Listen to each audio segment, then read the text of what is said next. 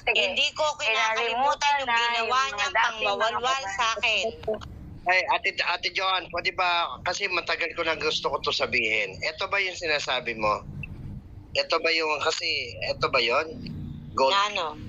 Gold certificate? Anong pakialam niyo dun sa gold certificate namin? Documents namin yun. Ang nagmamayari nun, lolo ko. Ay, lolo niya, Leon. Huwag kang mag-alam dyan, Leon. Dahil ipinamana yan ni Marcos sa kanila, pinahawakan niya ni Yes, pinahawakan lang yon. Pero dito yon sa Pilipinas mapupunta. Hindi sa amin na kami ang makikinabang. Hindi kami ang makikinabang ng taong bayan. Nakalagay dito, fake daw. Totoo ba yan o fake?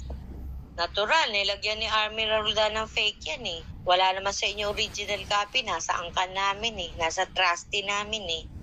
Lalabas yan sa tamang panahon. Bakit ayaw pang ilabas ngayon? Kasi natutal lumabas na si Kulaong. Ang hindi nga pwede yan ilabas hanggat hindi nakakaupo yung Wonder Boy. Ngayon, kung gusto nyo maging maayos ang Pilipinas, paupuin nyo si BBM. Tapos. Ako yung Wonder Boy. Aray. Yan, ikaw yata Wonder Boy. Sabi ni... Kailan ka na? Leon? Confirm in... Leon, basahin mo yung mga comment para masagot nila. Bakit? Sino ba pinagmamalaki nyo? Si Iron Rock? Hindi nga pinansin yan eh. Kinausap lang yan. Pero pinatahimik. Bakit di nyo tanongin si Iron Rock? Bakit pinatahimik yan? Nila BBM. Fake ba yan? Fake or totoo? Tunay yun. Ako mismo, kahit sa Central Bank, pwede kong iharap yan. Pero hindi ako ang may karapatan na humawak niyan kung hindi yung mismong anak. At hindi yan mailalabas hanggat hindi na iluluklok si BBM. Tandaan nyo yan, ha?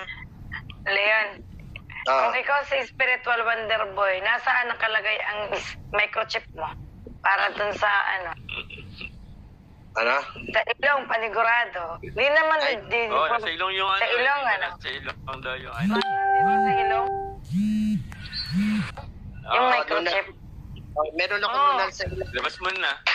Labas mo na. Asa na ba? Alam mo, kayong mga fake dummy account, kayo ang lumabas. Kasi, hanggat hindi nyo na ilalabas yung mga tunay nyong katauhan, wala kayong mga bayag. Yun lang masasabi ko. Ate Joan, ba't kulit ka? Kasi wala nga silang mga bayag. Ayaw nila ilabas yung mga pagmumukha nila. Alam mo na